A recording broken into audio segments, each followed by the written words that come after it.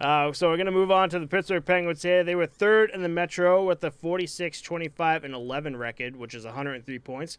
Seventh in the East and 12th in the league last season. Their head coach, Mike Sullivan, actually just signed a 3-year extension. The Penguins lost Louis Domingue to the Rangers, Mike Matheson to the Montreal Canadiens, and John Marino to the New Jersey Devils. They signed Kasperi Kapanen, 2 years, who was signed. Yevgeny Malkin is actually back, re-signed with 4 years. Danton Heinen re-signed with 1 year. They have Dustin Tokarski, 1 year from the Buffalo Sabres, which kind of shocked me. Jan Ruda, 3 years from the Tampa Bay Lightning, and Drake Cagula with 1 year from the Buffalo Sabres. The current notable UFAs, big one here, this is still shocking the shit out of me, is Evan Rodriguez, E-Rod. He's got 19 goals and 24 assists last season, and for some reason is just sitting there at the UFA. They also have Brian Boyle, a guy from Hingham, Mass. here. The 37-year-old has 11 goals and 10 assists last season. E-Rod is still just shocking the shit out of me that he's kind of just hanging out there. So they have 2 trades. The Penguins traded Mike Matheson and a 4th-round pick in 2023 to the Montreal Canadiens in exchange for Jeff Petrie and Ryan Poehling. The Penguins traded John Marino to the New Jersey Devils in exchange for Ty Smith and a 3rd-round pick in 2023 here. So, I like the Evgeny Malkin. Wasn't there like a little thing with him too? Just like we weren't really sure if he was going to be back with the Penguins, and here he is with that 4-year deal. So that's good for the Penguins. Yeah, there was definitely some uncertainty that he might test the market and try to find another suitor. So I think he absolutely could have too. It's kind of nuts to me that 100%. he even not necessarily hometown discount, but even got a contract with these guys at the end of the day. You know. Yeah. I didn't know if he would budge enough to get the job done here. At first, I remember like a year ago when we were doing this. You like these are like the names where like there were just like Malkin, Crosby. It's just like these are the names. Are just like no, they're gonna be Penguins like all the time. And then like we came by a few trades like Marc-Andre Fleury, like that big trade. We're just like whoa, this guy is moving from like the Penguins, and then all of a sudden like big names. I feel like the league has gone so far away from that now. Where back in the day it was you're a 1-team guy if the team has you back like that. Yeah. And then there were like the one-off like random situations where it's like, wow, that guy really ended up like leaving or getting traded, things like that. Right. But now it's like, it's a business, Yeah, at the end of the day. Yeah, it's absolutely. nuts. You're a player/business. Like, if you don't work with what we're going for, even if you're captain, we'll be like, we'll move from you. Yeah. So that was interesting to me to begin with. The whole Dustin Tokarski thing was interesting to me. Well, I mean, we're going to do a breakdown with it, but that just means Craig Anderson is, like, now the number 1 dude. And that dude's, like, 42 years old? So we'll be talking about that later on. But let's get down to the roster here. So forwards, Drake Cagula is actually injured. He's expected to be back in October after a herniated disc in his neck. He had 2 goals and 3 assists in 18 games played for Buffalo.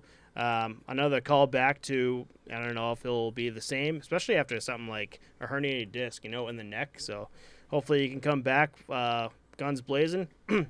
They have Teddy Bluger, Jeff Carter, Sidney Crosby, Jake Gensel, Danton Heinen, Kasperi Kapanen, Yevgeny Malkin, Brock McGinn, Ryan Poehling, Ricard Raquel, Brian Rust, Jason Zucker.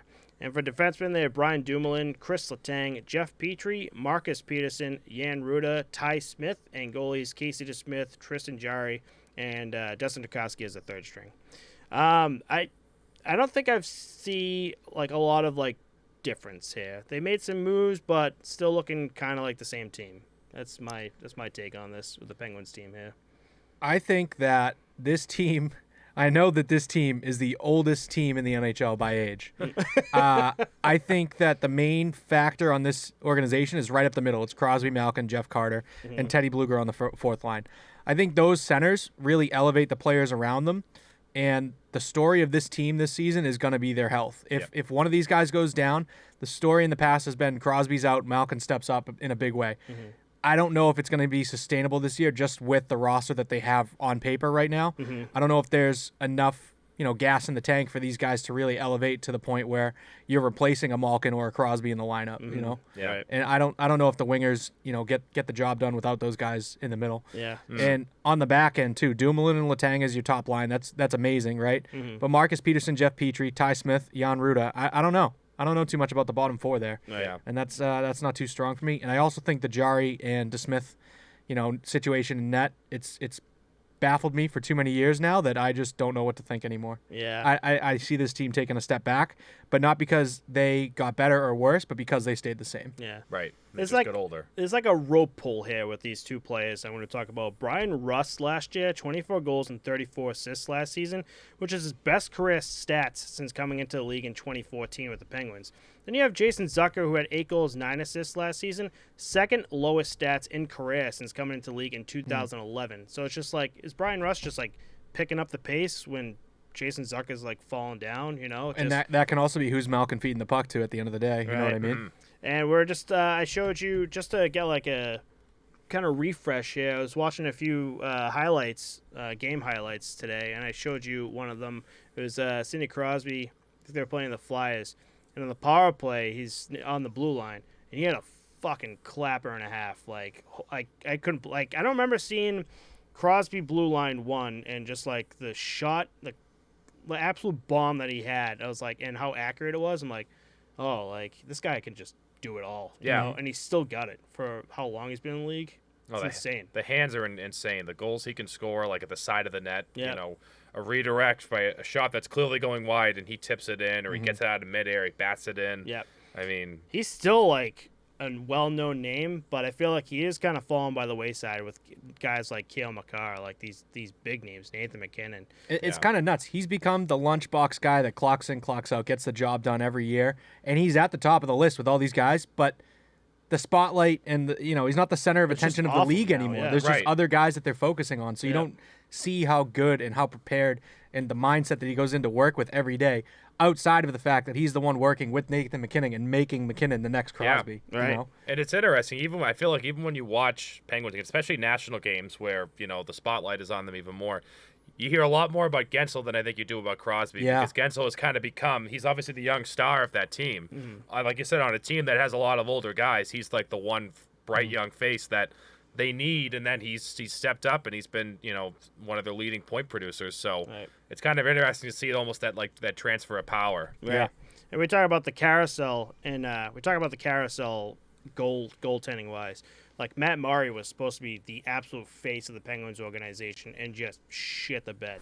And for the 3 years that he was up, Matt Murray was up, it was either Casey DeSmith backing him up or it was Tristan Jarry backing him up. And they were like up and down. Like, one season, Casey DeSmith would be like the best goalie. And then next season, Tristan Jarry showed that he was the best goalie. And now they're a tandem. And like, Tristan Jarry kind of showed himself last year. He's tied for 5th in the league with a .919 save percentage and 6th in the league with 2.42. Now, are we going to get like another season where Casey DeSmith is now this starter? And I think that's where this team is going to have problems. It's not really 1A, 1B. It's more like a question mark of who's your guy, who's the guy you're going to start. And you're not going to know that until probably a month or two into the NHL. We're just like, oh, Casey DeSmith's stats, or just like in general, is looking better than Tristan Jarry. So now let's 2 months in, now focus on Casey DeSmith as being our number one guy. And by then it's too late, So it'll be a little carousel ride with the Pittsburgh Penguins this coming season, I think. The interesting thing that I was just looking it up to double check. Mike Sullivan, who you mentioned, has just got a 3-year extension. He's been there since 2015, and I feel like we've heard it talked about before that coaches kind of have a shelf life of maybe like 5 to 6 years. Yeah. This is year 7 for him, so it'd be interesting to see if not necessarily if there's like turmoil in the locker room, but if the team has a tough start because of injuries, just a really tough division, does that kind of put pressure on a guy like Mike Sullivan, or are they comfortable with him because they just gave him an extension? Just something to keep an eye on. Right. The only thing I think with that is Mike Sullivan gets a 3-year extension, and right now it's the same team from last year, and they're the oldest team in the league. They've only really known this guy, like these players, right? So there's no core shakeup of like a young guy coming in and being like, well, fuck this guy. Like, Right, I'm going true. to start ignoring him. Yeah. But he probably has to be one of the longest tenured coaches in the NHL at this point because of how insane. many guys are getting canned. It seemed like last season, half the coaches got canned around the league. Yeah, it's kind of, I feel like it's flown under the radar because I had to look it up, and I'm like, he won 2 cups with them, and you had to think knows back what to he's win those doing. cups when they won those cups. You're going back. 2015 was the first one, and then 16. So I don't know, something to keep an eye on.